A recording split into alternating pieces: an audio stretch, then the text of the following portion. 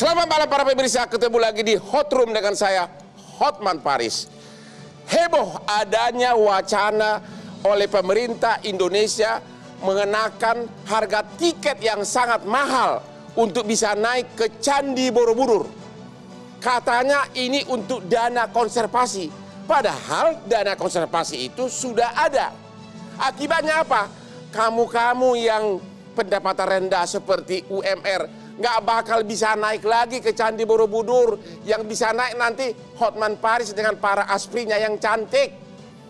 Inilah Hot Room Borobudur konservasi atau komersialisasi.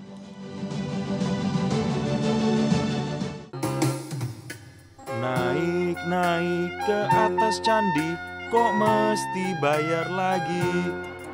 Duit lagi, lagi-lagi duit.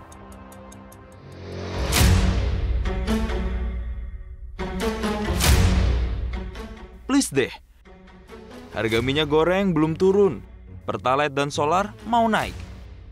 Sekarang mau naik ke atas Candi Borobudur harus bayar 750.000. Kok mahal banget?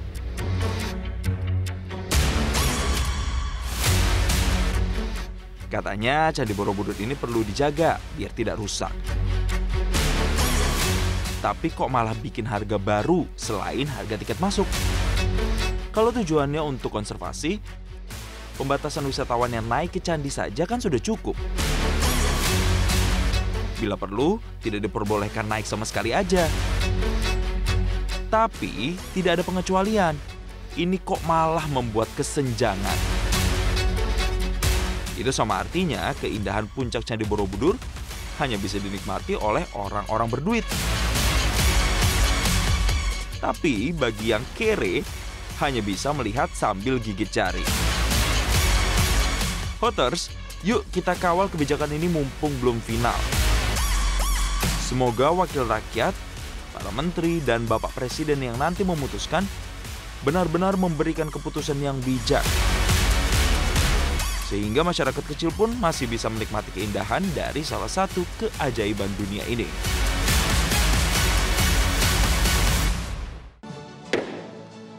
Untuk membahas topik ini, telah hadir malam ini di tengah-tengah kita. Yang pertama, Ibu Nia Niscaya, Deputi Bidang Kebijakan Strategis Kemenparekraf. Selamat malam, Bu. Yang kedua, Bapak Teguh Heri Basuki, Kabid Tur Outbound Astindo. Selamat malam, Selamat malam, Pak.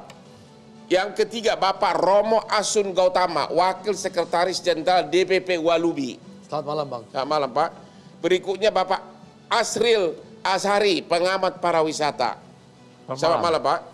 Berikutnya melalui Zoom, Bapak Hari Suroto, peneliti Pusat Riset Arkeologi Lingkungan BRIN.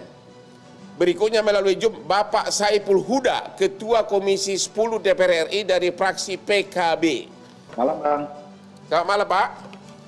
Ibu Nia, bolehkah Ibu jelaskan apa dasar wacana untuk menaikkan tarif yang sangat tinggi, dan apakah ini keputusan dari Kementerian Pariwisata di bagian di tempat Ibu bekerja atau kementerian lain?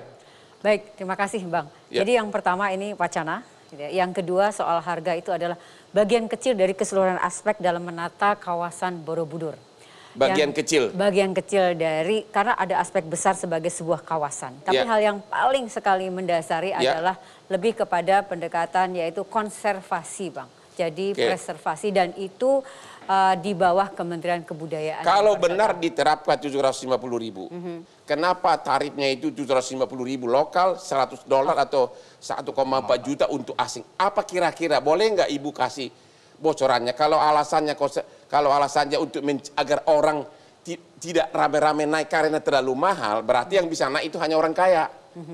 Kalau memang jumlahnya untuk membatasi, batasi aja jumlahnya, tapi tarifnya tetap rendah. Apa motivasinya? Ini masih dalam pembahasan di Kemenko Marves ya, Bang. Ya. Banyak sekali, di situ juga ada TWCBP sebagai pengelola. Jadi ini dasarnya ada perhitungan-perhitungan mereka sih sesungguhnya. Tapi kembali ya, Bang, tolong dicatat ini belum final. Jadi ini baru kajian. Ini ide siapa? Ide siapa ini? Wacana siapa ini? Ini di dalam rapat. Rapat siapa? Ada Kemenko Marves, Kemenko PMK, ada TWCBP, ada BUMN, ada Kemenparekraf. Tapi kan kalau sudah ada wacana begini, ini kan berarti sudah dilontarkan ke publik. Ini kan berarti sudah sesuatu hal yang bakal kejadian gitu loh. Ya rasanya belum tentu sih Bang. Ini sesuatu masih terbuka kita untuk membahas. Oke, sekarang gini deh. Kalau gitu, Ibu kan Deputi Bidang Pariwisata. Coba dulu jawab, kalau itu benar, kalau ya, masuk di akal nggak? Saya sih melihatnya ini mesti dikaji ulang lah intinya Bang. Intinya gitu karena kita juga sebetulnya ada atraksi-atraksi lain di luar naik gitu ya. Dan sebetulnya harga itu adalah tidak hanya harga masuk tetapi di situ dalam sebuah paket di dalamnya ada guide yang berarti memberdayakan masyarakat setempat, ada penciptaan lapangan kerja, kemudian juga ada produk UMKM yang melekat pada paket itu. Jadi secara tidak langsung Ibu setuju ada dasar pengenaan 750.000 itu? Saya tidak mengatakan setuju terhadap angka ya Bang, tetapi saya hanya ingin menjelaskan bahwa harga itu di dalamnya adalah ada beberapa aspek gitu loh Pak. Oke, kalau gitu saya tanya dulu karena ini Pak Saipul dulu dari DPR. Pak Saipul dari DPR, Komisi 10, apa Bapak setuju kalau tarifnya itu sangat tinggi? Kita pada posisi tidak setuju. Ya. Ada banyak catatan. Yang pertama, terkait dengan substansi menjaga, memproteksi, melestarikan Borobudur, kita sama-sama punya concern bahwa pelestarian Borobudur harus kita jaga.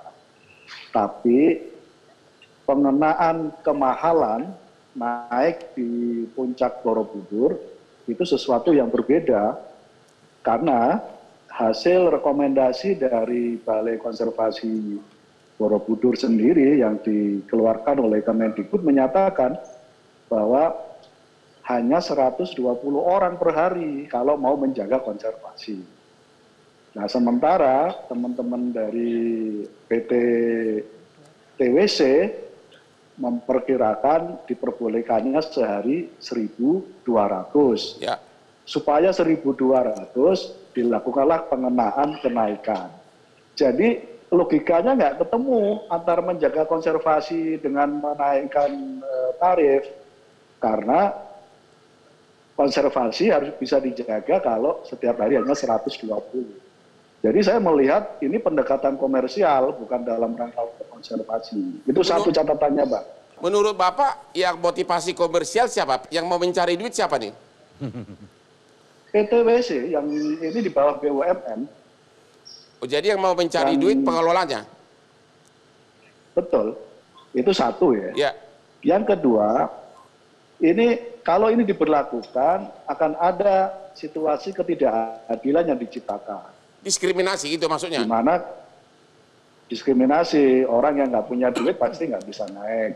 Ya.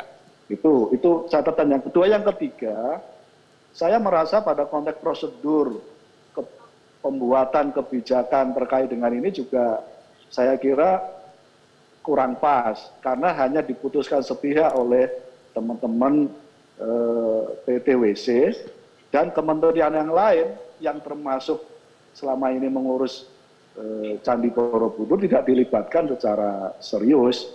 Misalnya teman-teman Kemenparekraf tadi disampaikan oleh Bu Nia melalui Badan Pengelola Otorita Borobudur hanya diajak rapat tapi tidak dimintain pendapat.